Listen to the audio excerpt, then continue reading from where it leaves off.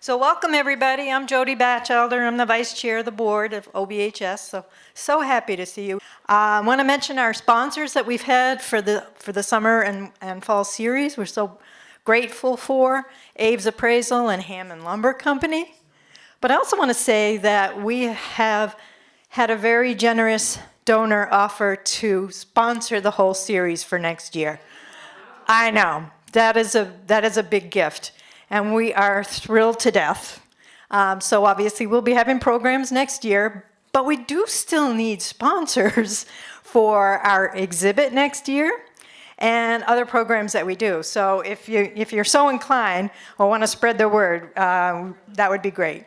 So we are so pleased to do these next two lectures today and next month in collaboration with the South Bristol Historical Society. So we are trying to do a lot more collaborating with other organizations, both history and other.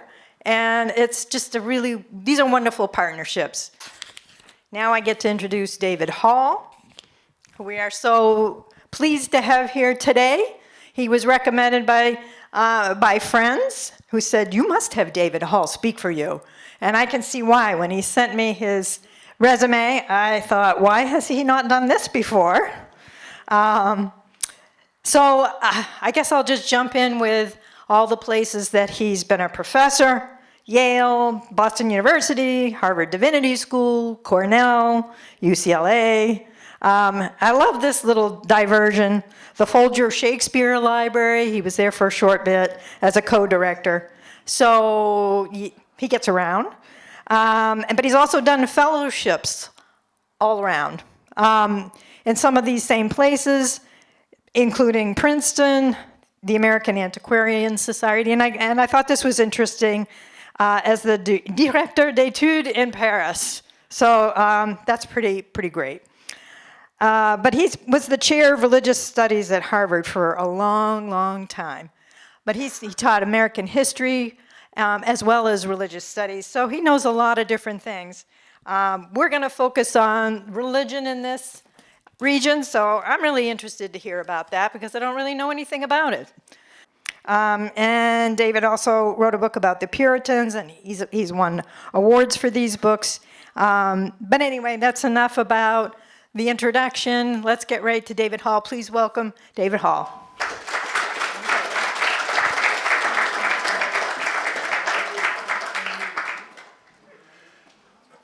It's a pleasure to be here, and Can you hear?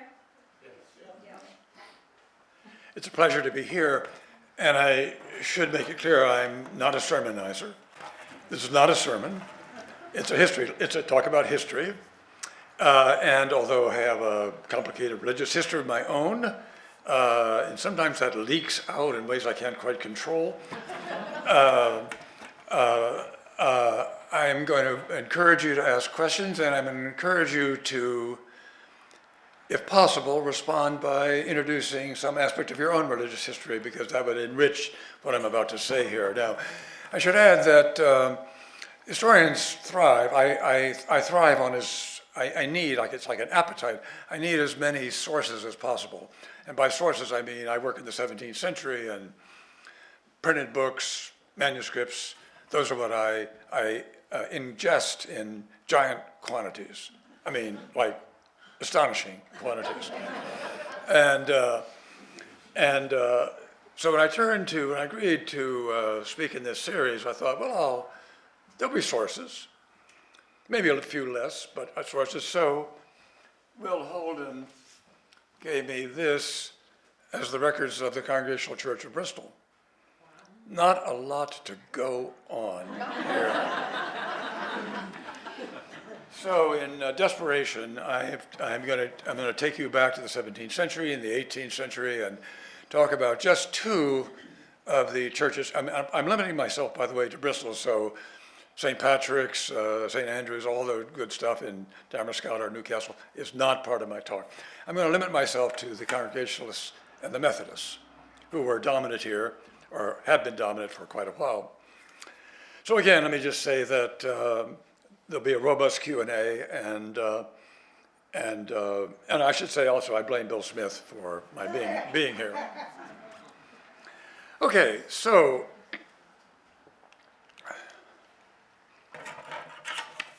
I'm going to use, so I want you to recognize, first of all, I'm not advocating any particular form of religion. I do admire the Puritans, which is why I keep writing about them. But the real challenge for an historian is change over time. So I'm going to talk about change over time here. And change over time in our Bristol church life is very, very visible. Visible mostly in the emptying out of certain churches.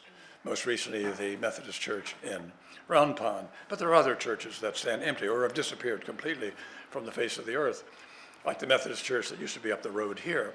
So I want to talk about change over time, but first of all, I want to give you some sense of the substance and the theological substance that drove both Congregationalists and Methodists. It's easy to think of them as just sort of comfortable little organizations or big organizations, in the case of the Methodists, but actually they are theologically driven. So you're going to hear a little bit here about theology, Puritan theology, and then John Wesley's theology that prompted the coming into being of Methodism.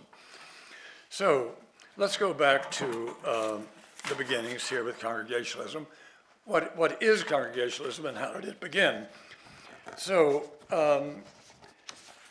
this takes us back to, I'm not going to look at my lecture here, I'm just going to lay this out. This takes us back to the reign of Elizabeth I. She came to power in 1558. Her sister, half-sister, stepsister, Mary Tudor, conveniently died in 1558, known as Bloody Mary, because she restored Catholicism as the state religion of England. And during her reign, some 300 people were burned at the stake as martyrs. So Elizabeth I comes in, and she's Protestant, no question about it. But she's a very conservative Protestant. She actually puts a crucifix on her private chapel table, much to the dismay of some of her bishops. And when she is told that there's a whole group of people who have come back from exile in Europe, who have been in Geneva or Basel or other places that were dominated by the Calvinist tradition or the Reformed, capital R Reformed tradition, she said, no way, I'm not buying into that version of Protestantism. So the Church of England, from the time that she became queen, was divided. It had different factions within it. The Church of England still has different factions within it. So because she was queen, she was the governor of the church. Technically, the royalty are still the governors of the church, of the state Church of England. It's a state church. There's no possibility for being other churches. So a kind of struggle takes place, unfolds within the Church of England. Can the reformers make some progress, find some loophole, some gap that they can infiltrate, or can they appeal to the Queen directly, or can they go to Parliament, or can they find a sympathetic bishop or two? And the answer is all of the above. But in the long run, the Queen is adamant, and when one of her presiding bishops, Edmund Grindal, shows a little signs of weakening, off, he's fired. So you have this intransigent queen defending a very Catholic-tinted state church. And by Catholic-tinted, let me give you just one example, which is irrelevant to us today. But so in the Catholic tradition, priests wear vestments, and they vary by the sacramental year. And they're sacred garments that only the priests can wear. Elizabeth liked this tradition. And so all Anglican ministers in her reign were supposed to wear vestments. And to the people who come back from Geneva or Basel or Strasbourg or elsewhere, no, these were signs of the Antichrist. These were the vestments worn by the Antichrist, namely the Pope and the Catholics, and they refused to wear them. So they wanted to wear, by the way, what ministers in the Congregational tradition wear today, the Geneva gown, the black gown, or can alter with certain seasons of the year.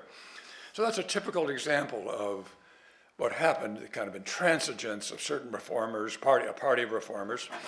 And the good thing for them was that there was no button the Queen could press and say, do this, do that, in there were 8,500 parishes in the Church of England. So there were vast stretches of territory. She didn't even know what was happening in them. So locally, the people who acquired the nickname of Puritan by the mid-1560s, by the way, that was a Catholic stratagem to nickname the reformers Puritans, which associated them with the 4th century heresy called the Cathari, in Greek, the Puritan, the pure. So locally, people who wanted a further reform, what they wanted was a further reformation or a thorough reformation. They could kind of get away with certain things. You know, sort of out of the glimpse of the bishop, above all, out of the glimpse of the queen or her leaders. They could, for example, not observe the rules about the surplus. So Richard Mather, you know the name, many of you know the name Mather. Richard Mather had a post parish in Yorkshire, which is way far away, and he never wore the surplice, the official garment, the entire time he was a minister in the Church of England, just because there was nobody there to supervise him. There's nobody around kind of keeping track. That was fairly rare. Anyway, locally you could do all kinds of things. So there, certain towns became well known for reform. Dorchester, England, was one fantastic minister named John White, there for a long time. And he orchestrated a very vigorous program of social reform, moral reform. Boston, in Lincolnshire, where John Cotton, the famous minister who came to New England in 1633, again, there was a reform wave there. So that's what it went. You had a kind of patchwork society, but then you had the really radical or hardcore Puritans. And this is how we get to Congregationalism.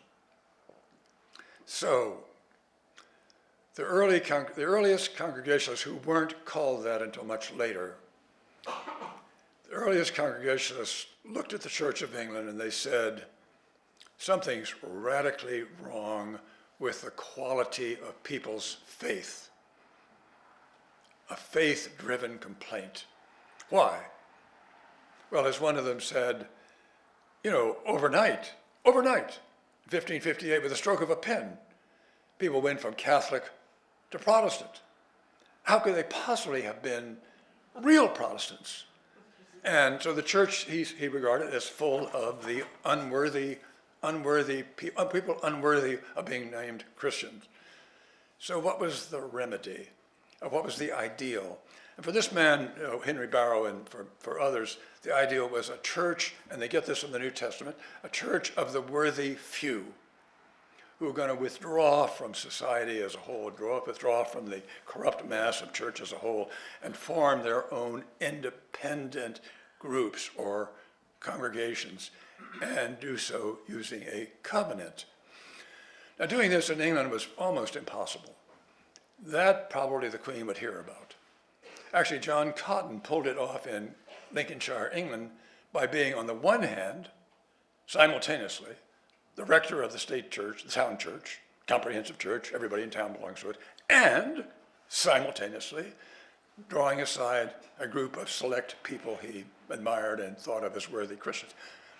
He didn't call the latter thing a church, and they weren't worshiping in a formal sense, but he would instruct them and they would prophesy and teach each other and read the Testament and maybe hear special sermons. And that happened in other towns as well. At any rate, you couldn't, if you wanted to go down this road, you wanted a truly pure church. And purity is the key word here. If you wanted a truly pure church, you had to leave England. It's the only way you could do what you wanted to do. And this is how we get the pilgrims going to first to Amsterdam and then to Leiden. The pilgrims who found Plymouth in 1620. It's a very small group of people who formed a Calvinist group in Nottinghamshire and Lincolnshire, not Lincolnshire, later on, early in the 1590s, early part of the 17th century, and then off they go to England. And when word reached the more radical Puritans in England, who were still in England, that the New World was proving to be a satisfactory place to go, and by a miracle, the Massachusetts Bay Company got an actual charter signed by James I to Massachusetts. We don't know to this day how that happened, why he agreed to that. Charles I, I'm sorry. We get the Great Migration of 1630, led by John Winthrop, that in the end brought about 15,000 people to Massachusetts and Connecticut, and then Rhode Island. Rhode Island is not going to figure in this talk. That's the place where all the people who got kicked out of Massachusetts went. And it has a different religious history from the New England that we know and love. Maybe we love Rhode Island. It's a very interesting colony. So what principles do these congregations have? First of all, purify the church. So when they arrive, everyone who comes on board of any of the ships that come over, the Arbella with Winthrop, or even the Mayflower with William Brewster and so on, everyone had been baptized in the Church of England. There was no one who was wandering around sort of churchless because they had been born within the Church of England. So they were members of a state church. So they come over, and by 1633, Cotton and Thomas Hooker and others have said, well, we're not going to observe that. It's worthless. Your church membership in England is worthless. You have to, as an adult, come forward and make a relation of your spiritual history to a small group of people who have been selected as specially moral, specially worthy, and then you become admitted. So it's as though we have to avoid the word conversion because that's not a true 17th century word. It's a later word in American Protestant history. But let's call it conversion just for the sake of convenience. So you have to have a conversion. You have to have a life that testifies that you are fully Christian and then commit to a very powerful covenant. So when the dust settles by 1640, in town after town, I've written about the town of Cambridge, about half the townspeople are members. Half aren't members. So there's a deep contradiction within the congregational system about church membership. Some people are members, some people aren't members. Now, the people who aren't members, what makes this less of a contradiction, slightly less of a contradiction, is that the people who aren't members are required to go to church and also to pay for the minister's salary. So it's a town church legally, but spiritually, it's a selective or covenanted church. You understand the distinction? It's a contradiction. It is a contradiction. I'm going to talk about contradictions in a moment. So there are two other principles of congregation that are worth mentioning here. Because the membership is now purely selective, that means that power can be transferred from a hierarchy, bishops or other kinds of hierarchy, like in Presbyterianism, the assemblies or Senate. Power can be transferred to each local congregation. Each local congregation is empowered to choose its minister. Nobody appoints the minister from outside. That's still a principle of congregationalism. The men alone can vote, not the women yet, not till the 19th century. The men vote, and they can also vote to kick the minister out. They also vote on all other matters relating to church business. And then, just to remind you, which is still true, roughly speaking, there's no superstructure to congregationalism. There's just all these individual churches. Eventually, the colonists invent synods, which is a gathering of people, but the synods have no real power. It's just a nice way for people to get together and hash things out and then bring it back to the local congregation to vote on or not. So that's congregationalism. Now, there isn't enough time in the day or the year for me to fully explain to you how this contradiction, town's membership, select membership, works its way out in a long run. But I will just say this, baptism becomes the weak point of this system. No one can have his or her child baptized unless they are a member of the church. You have your baby born. And I should say, by the way, that people valued baptism very, very deeply in New England.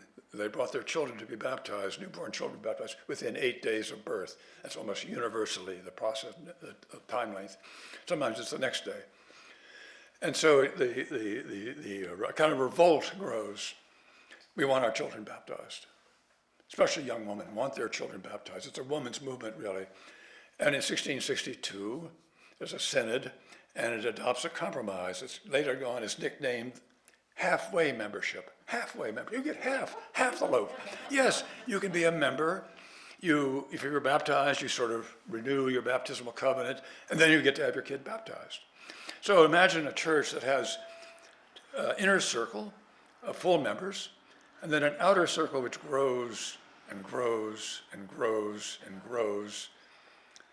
We don't really know. The ratio varies by every local church, but Thomas Solomon Stoddard said it was 6 to 2 in his church in Northampton of outside members or halfway members and inward members. It's just a contradiction, but it's sort of resolved.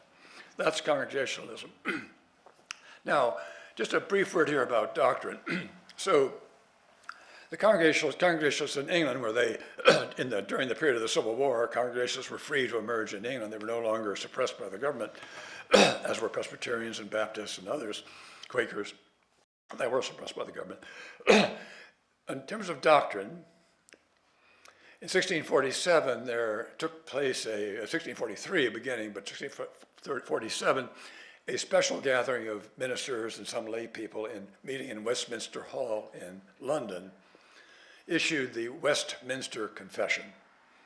Now, I'm not going to ask you who in this audience has ever read the Westminster Confession. No one's got his hand up, it's hard to believe this. As a Southern, growing up in the Southern Presbyterian Church, I was handed the shorter Westminster Catechism to learn when I was about 9 years old or 10 years old. I didn't actually learn it, but it was a symbolic gesture, really. So there are still churches in America that adhere to the Westminster Confession. Westminster Confession is very strongly divine sovereignty. The very opening first article is God is totally sovereign. And it teaches the doctrine of election. God chooses who's going to be saved. A lot of other things like that. But it too is a contradictory document. But don't ask me I don't have time to detail the contradictions within the Westminster Confession. It wasn't as authoritarian as it may sound. Anyway, that is the Congregations of Massachusetts endorse this. It's the official creed.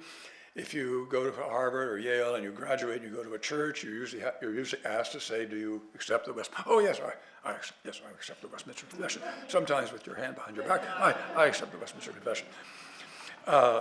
And in terms of signs of change,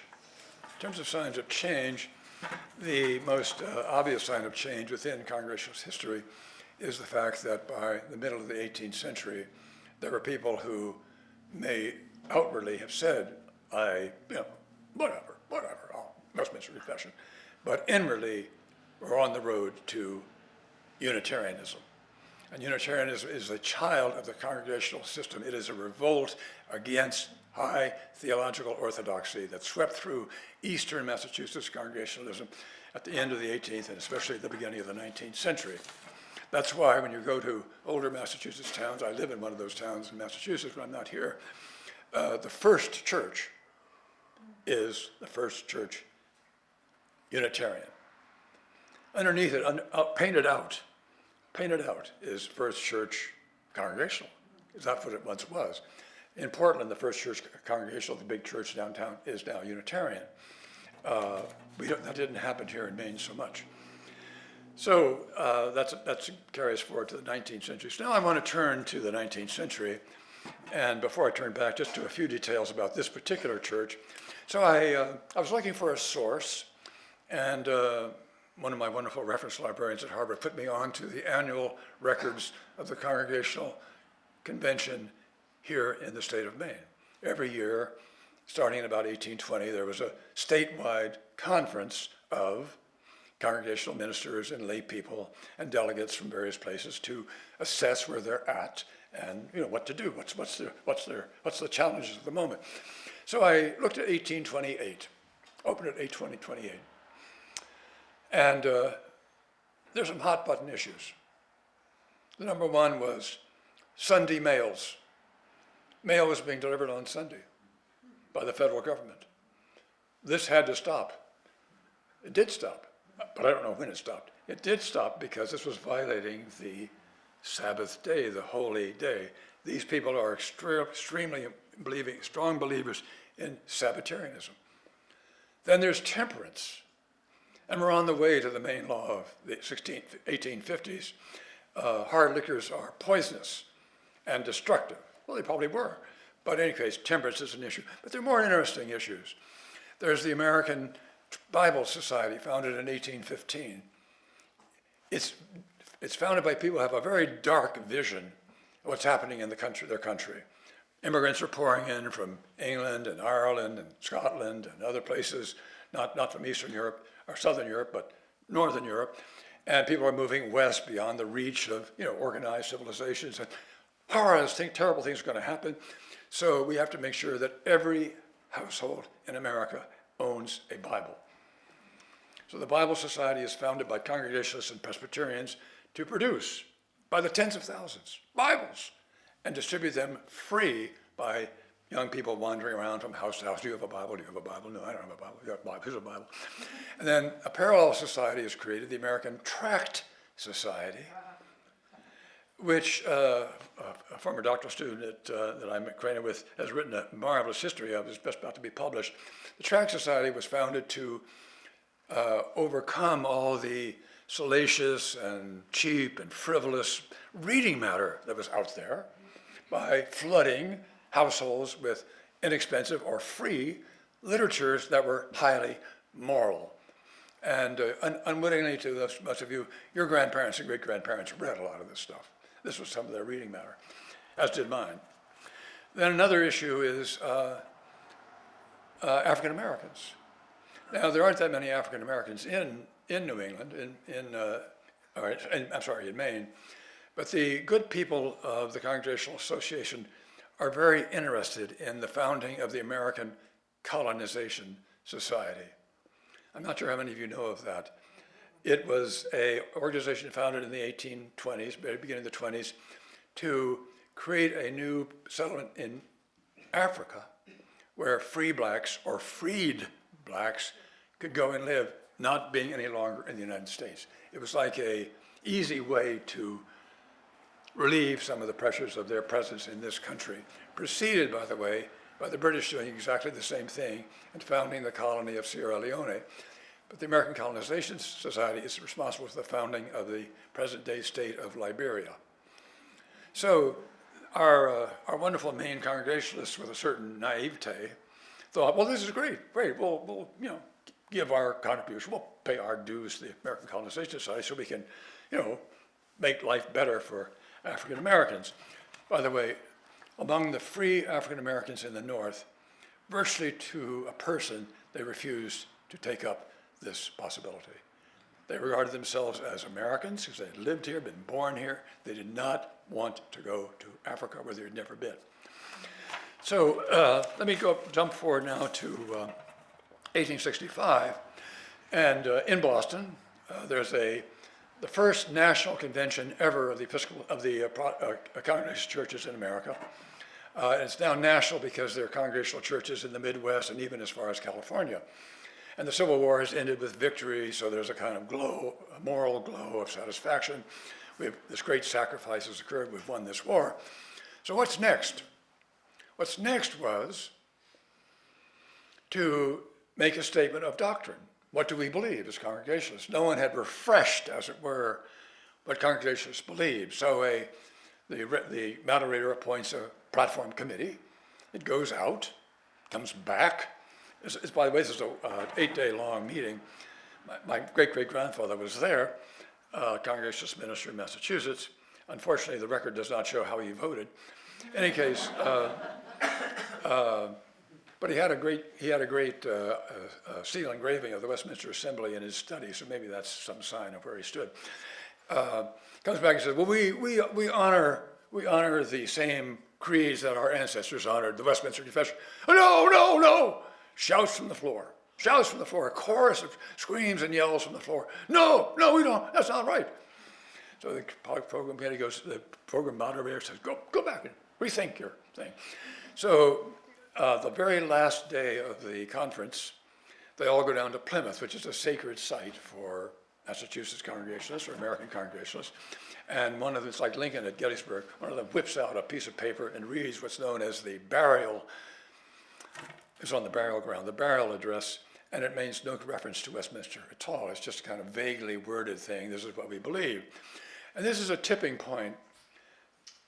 It's already been evident, but it's a tipping point in the history of American Congregationalism that, for the most part, it is giving up on Calvinism.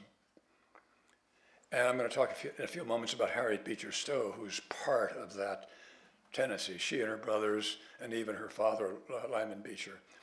So we're seeing change take place. First of all, Unitarianism is a secession within Congregationalism of people who are wanting liberal religion, rationalistic religion. And now in 1865, the majority of Congregationalists are unwilling to endorse or re-endorse the historic creed. Let me now turn to Methodism. And Methodism has a founder, a man named John Wesley. All of you know that probably. He was an ordained minister in the Church of England.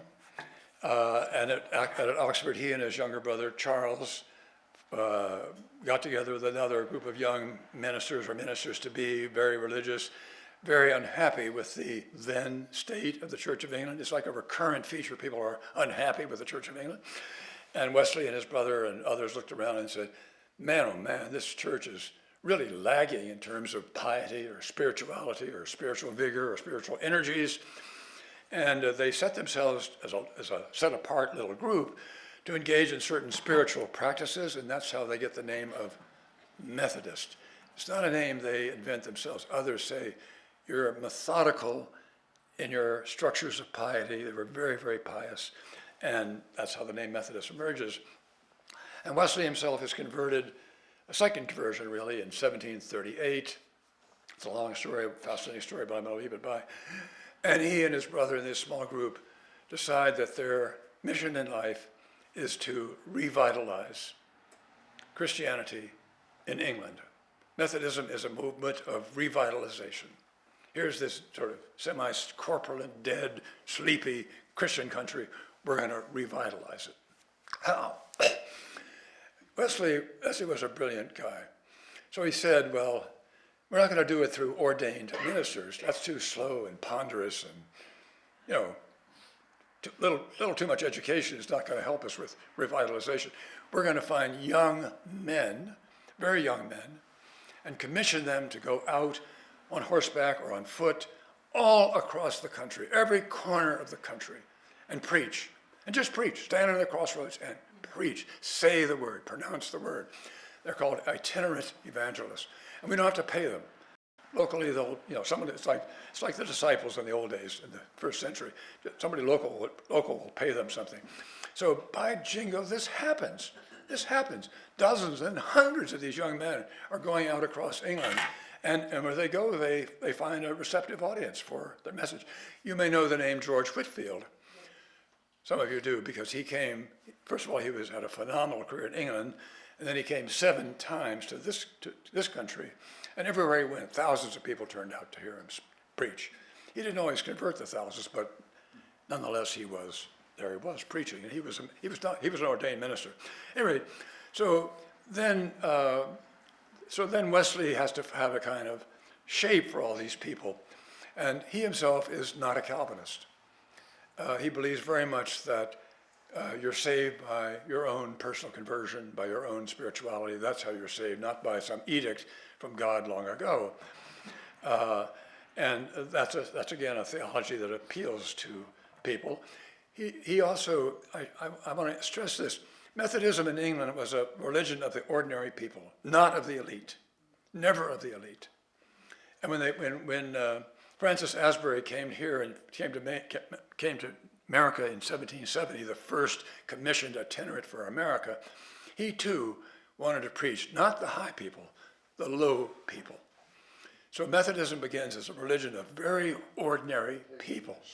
And a key sign of this is when you come to Uncle Tom's Cabin, which I'm going to say a few words about before I finish. What's the religion of Uncle Tom? He's a Methodist. He's not a something high up there, a Congregationalist or Presbyterian. He's a Methodist, and that's consistent with the assumption that Methodism was a kind of folk religion. So I opened up just for fun. I turned to the Methodist conference. Oh, by the way, Methodism. So sorry, I'm not looking at my text. Methodism came to Maine thanks to an extraordinary man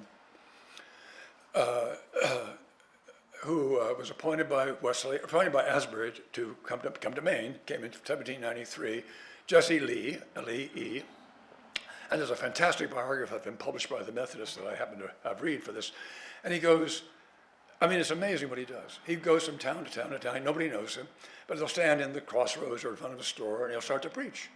He'll start to, say something about the gospel and the Bible, and people gather and maybe go to a house and they hear him out, and he goes back again. He came here in 1800, he came to Bristol in 1800, no record of what the effects was. But by and large, little Methodist church pop up, and then they become bigger Methodist churches, and Methodism becomes consolidated, and in Maine it gets bigger and bigger. By the way, it never had the swagger. I just want to emphasize this. Methodism in Maine, 19th century Maine, never had the swagger that the Congregationalists have. They have Bowdoin College. What did Methodists have? Bowdoin College, Methodist. Well, briefly they had a Methodist college, but it didn't survive, so they have to go to Boston University for training, which was Methodist. So the Methodists in 1870 are very concerned about two things. One is booze, alcohol. They're obsessive about it. And I just want to tell you one little sign of this. So in 1876, Rutherford Hayes became president of the United States in a very contested election. And to the great dismay of the diplomatic corps in Washington, his wife refused to let him serve alcohol at the great receptions that the White House held. So for 4 years, the diplomatic staff had to do without alcohol at the state dinners and state receptions. So she was a Methodist. But the other issue that they have is we're changing. We Methodists are changing. We're no longer a movement of revitalization from the bottom up. We now are a middle-class society. And there's a marvelous speech made by one of the old-timers at this 1870 convention. He says, look around, look around. Now we have these highly decorated big churches which we never used to have. We don't any longer have the camp meetings and the revivals that we used to have. It's a lament which can be repeated by almost every denomination in this country, a lament about what happens when a revitalization movement turns into a quasi-normal American denomination. You understand what I'm saying? Incidentally, Methodism, unlike Congregationalism, Methodism spawned lots of schisms. Anybody here know a name of any of the schismatic groups that broke off from Methodism? The Church of the Nazarenes are probably the best known, but already before the Civil War, there were free will Wesleyan Methodists who were abolitionists, whereas the Methodist denomination was not abolitionist. So that's enough for here. Just one more, going back to CCOB. So this church was founded in 1839, and the very scant records suggest that it had a hard time holding on to young ministers, partly because they weren't paid very much. That was true probably for a very long time, partly because there was competition. Who knows what the reasons were. There were not a lot of people living here in Bristol Mills in those days.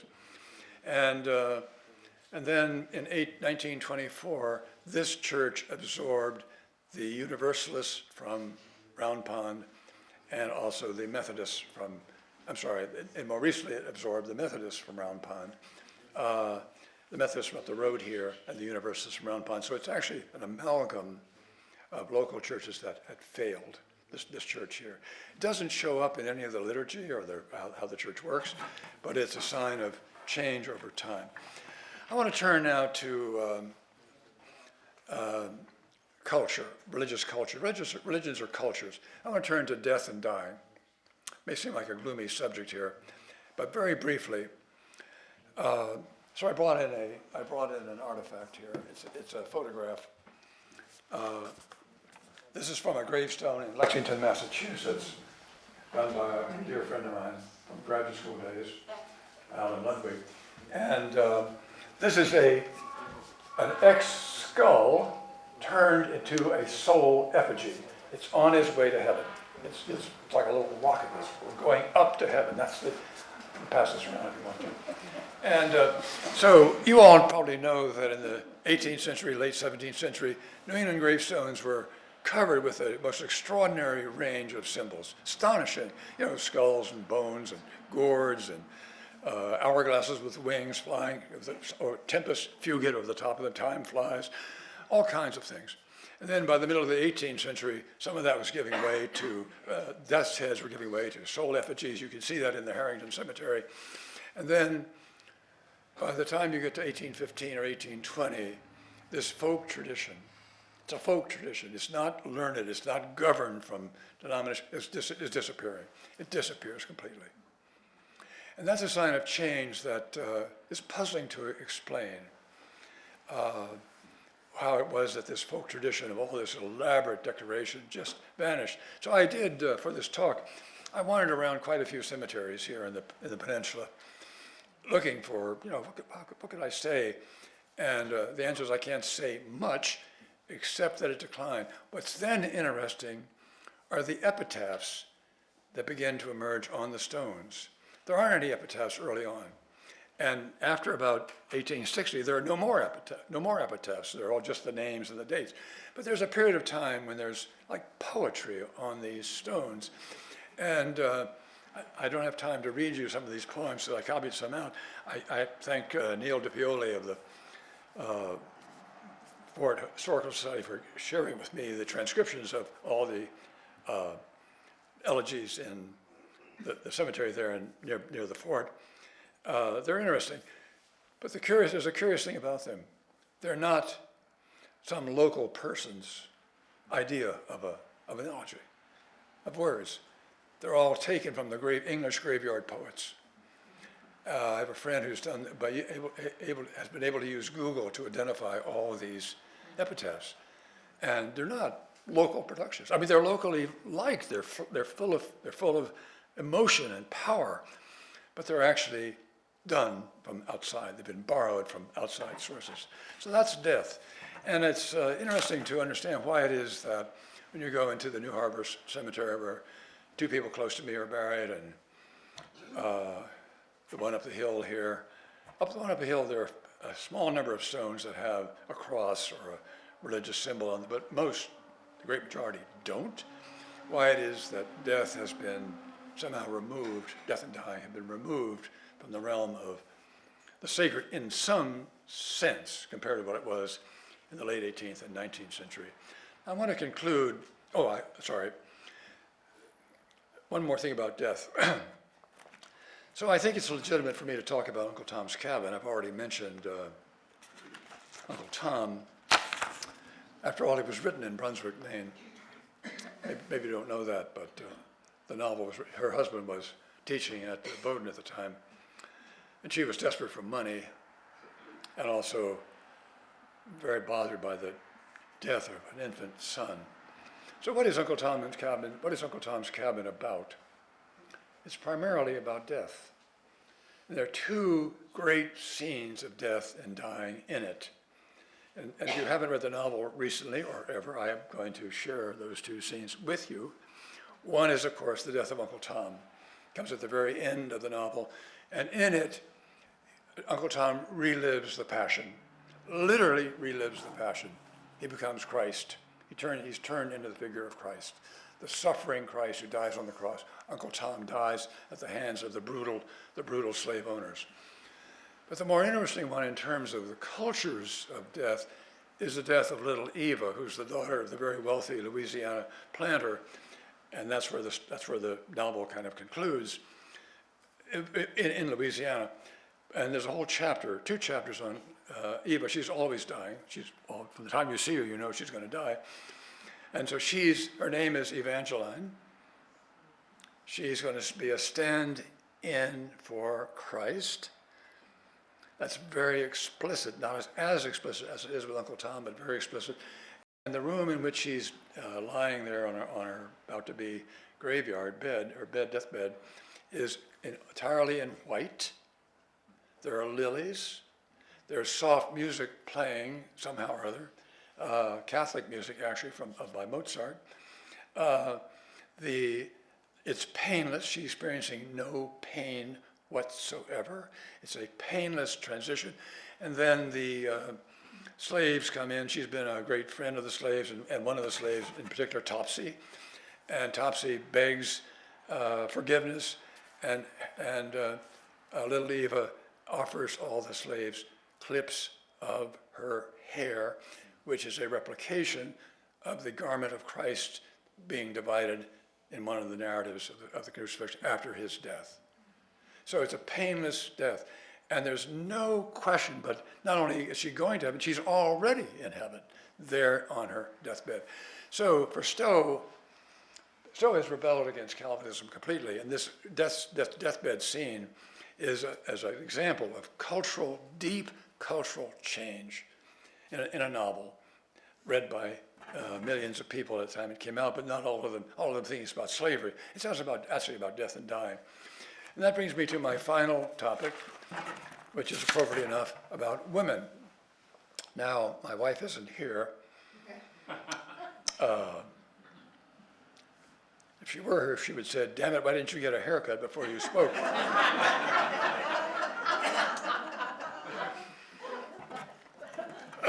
It's a good thing she's not here. She's a school teacher, so she's a fantastic school teacher and a driven school teacher. So she's down in Massachusetts getting ready for teaching tomorrow morning. In any case, so if we talk about change, so first of all, in the 18th century New England, there are no voluntary societies of any kind. No temperance society, no Bible society, no Sunday school society, no peace society, no tract society, no nothing. These are all 19th century additions to the repertoire of Protestant Christians in the United States and in Britain and elsewhere in the world. Missionary societies, same thing. So also women in the 18th century world have very, very little role in churches. In the Congregational Church, they can't vote on membership, they can't vote on ministers. I mean, they have a say in some things, but they don't actually get to vote. So when Jonathan Edwards is kicked out of his church in Northampton, in 1750, I could talk about that for about an hour, but in any case, it's only the men who vote 200 to 20 to dismiss him. The women don't get to vote. All this begins to change in the 19th century. And the doorway to change are these voluntary societies. The voluntary societies have satellite societies, the women's version of the Peace Society, the women's version of the Tract Society, the women's version of the Anti-Slavery Society, the women's version of the Sunday School Society, et cetera, et cetera, et cetera. And women become fantastically active in the ongoing structures and activities and successes of American Protestantism in the 19th century. It's a phenomenal transformation. And the same, by the way, the same thing happens within Catholicism. I was looking at a book on the history of Catholicism in Europe. In 1795, there were 400 women in Catholic orders in France because of the Revolution. By 1900, there are 140,000 of them in orders in France. It's just a sign of how across religion, across versions of Christianity, but especially in this country. And then they become missionaries and so forth and so on. And I want to conclude, when I go to Skudumfa, which I've stopped doing as much as I used to, my wife's after me with that, not going as often, I always go to the main shelf and look for memoirs. And so I found one the other day. It's the letters of a young woman who lived in Gray, Maine. She was a Free Will Baptist, which meant that she was strongly anti-slavery. And the Civil War ends. She's 22. She is not married. She has no boyfriend in sight. Family does not have much money. She's writing little scribble sentimental literature to be published in papers that earn her a few dollars. And she understands that there is a need for teachers for the newly freed African Americans in the South. I'm going to become one of those teachers, she says. So she's hired to go to Harper's Ferry, West Virginia, and organize a school teaching basic English and basic arithmetic for newly enslaved, newly freed young people, children, young men, not old people, although one or two older people come. And she's ecstatic. I'm really going to be giving of myself to this cause. One day leaving school, she accepts the escort of an African-American man back to where she lives. And this is, Harper's Ferry was in West Virginia, but it was full of people who had supported the Confederacy. And the rumor is spread that she has formed an illicit relationship with a black man. And once this rumor begins, it can't be quelched, can't be squashed. And her sponsors hear about it and they say, Mary, you have to leave Harper's Ferry. You cannot continue teaching. And she's distraught. She's just poured every ounce of energy she has into trying to take these illiterate, completely illiterate young men, young women, and bring them up, raise them up so they'll be, participate fully in their new status as freemen. And then she's sent to Charlestown. Maybe go to Charlestown. And the same thing happens there. The local Southerners don't want these schools to succeed. And the organizers are naive about this. And so she comes home, and she has written letters to her parents, which I was going to quote, but I'm running out of time.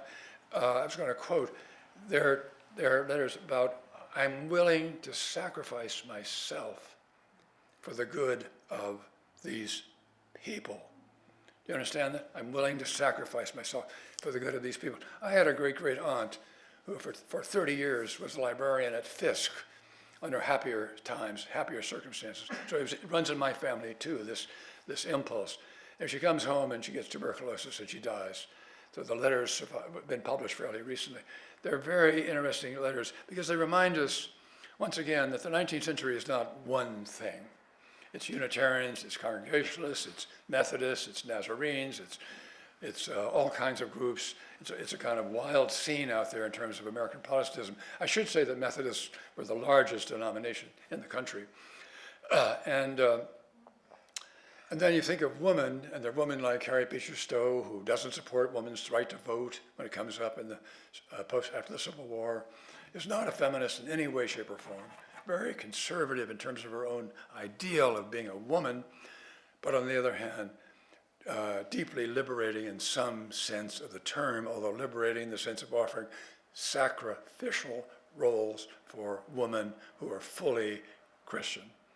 And that's what this young woman from Gray did. She sacrificed herself for the sake of the whole. Thank you very much for listening. There's much more I could have said, and I've only said small things.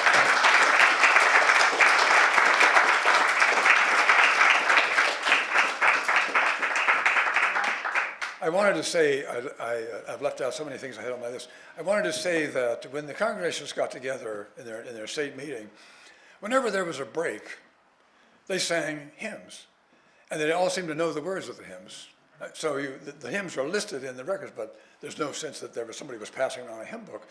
And I can remember as a child going to picnics or church picnics, and we all just sang hymns. We just knew the hymns.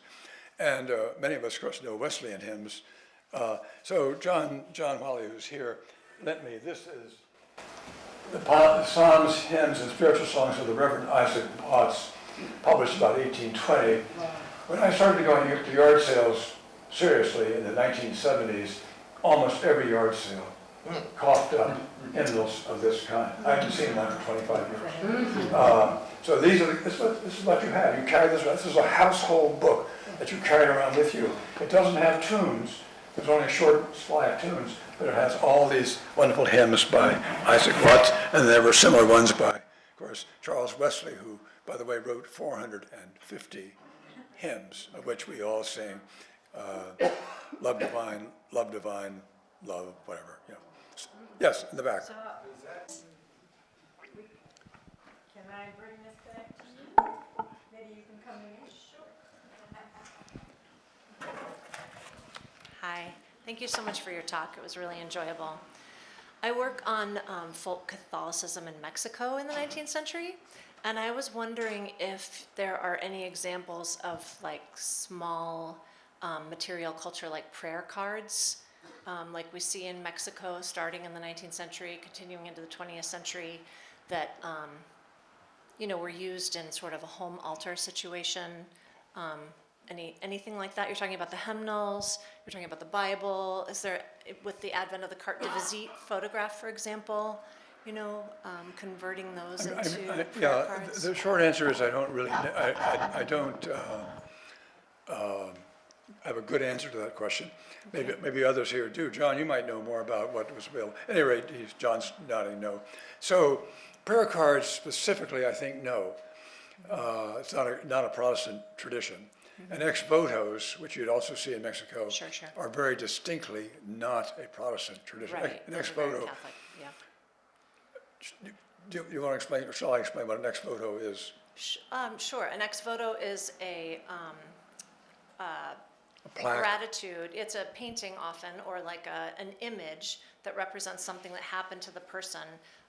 It's gratitude for a favor received, basically, is what ex voto means. You'll see a few So in you- Gloucester, Yeah. Maine, where the Portuguese American mariners Sure. did ex voto as part of their Catholic tradition, but you won't see it elsewhere. So I would say that the parallel, or the other side, would be cheap literature. So for example, I inherited some examples of tract society literature. So every household would have had a stack of this stuff lying around, and whether they read it or not is another question. But that literary culture did saturate pious households. That would be the equivalent. But all that richness of Catholic practice, not present here. Yeah, in- and not as much imagery either, No, it sounds like, no, yeah. no, Yeah, no, maybe perhaps because of the right. more literate society. Yeah. Yeah, okay, thank you. More questions? Thank you. I know that Bristol had Methodist churches and a congregational church. I'm wondering where the Union Church fits into this, because I know New Harbor had a Union Church, which is where the Willing Workers Hall is now. Oh, yeah. So I don't actually know the answer. Probably there's somebody here who does know the answer. Bill Smith is going to give us the answer here. Oh, the Union Church in Round Pond was formed when some of the families were against the bishop of the Methodist Church, and they said the bishop is as bad as the Pope. And they went across the street and they built another church, and it's The Little called Brown Union Church. Church. Historically, it seemed like cemeteries were wedded to a church, and yet in New England, we don't see that pattern. Is there an explanation for that? Good question. Well, up to the middle of the 18th century, they would have been close to a church, close to a congregation, church, close to a church.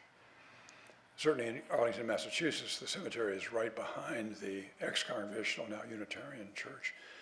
So what happened,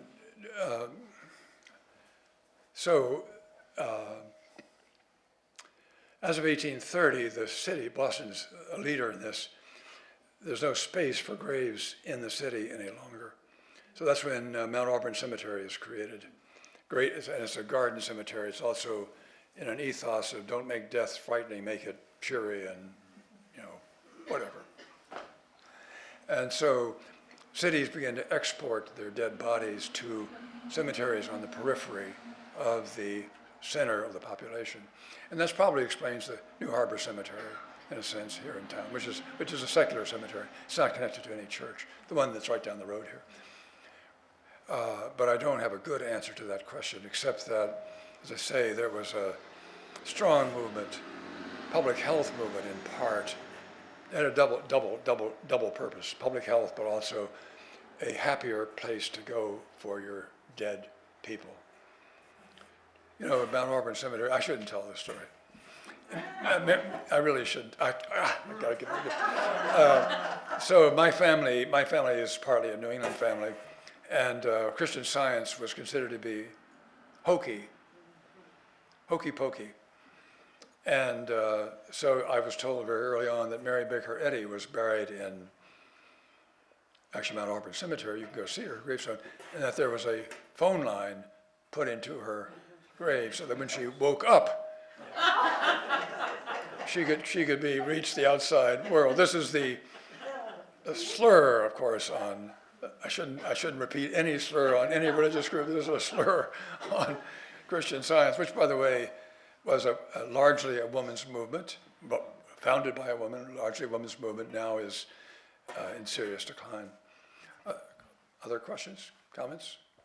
Started by saying that you admired the Puritans, and why? Yeah, I admire the Puritans, a sense of purpose, a purpose-driven life. You know, to borrow a title from a famous evangelical book of some 20, 25 years ago. So there was a shape to their lives, and it wasn't as biblically determined as we might think. We might look back and say, well, that's terribly biblical. It was shaped by a history of devotional practice. They had devotional practices prayer being one, and self-reflection, and group sharing, and so forth and so on. And then that's one reason. The second reason is that they were proto-democrats. Congregationalism is the most democratic form of church order in the Western world at the time of its emergence. You know, there's no bishops, there's no monarchy, there's no nothing. There's the local congregation. It's astonishing. And it goes right alongside the town meeting in New England as the ways in which participation without restraint, except for gender, woman or not, nurtures a proto-democratic society. I don't want to call it democratic, but proto-democratic society. So they had a very strong sense of energizing and empowering ordinary people. Methodism did too, but in a very different way. Methodism was not political. Congregationalism was intrinsically political because it began as a revolt against a monarchy. It began as we don't agree with you, Queen or King James or King Charles. We don't agree with you. We're going to go our own way. So they get a hard rap because people think of them as punishing people, very punitive, very punishing, Quakers or witches or whatever. And actually, in terms of punishments, in England, 700 Quakers died in jail. 700 Quakers died in jail. In New England, 4 Quakers were executed. None died in jail. So you have a difference between the English was a persecuting society. New England was not really a persecuting society. Anyway, thank you again very much.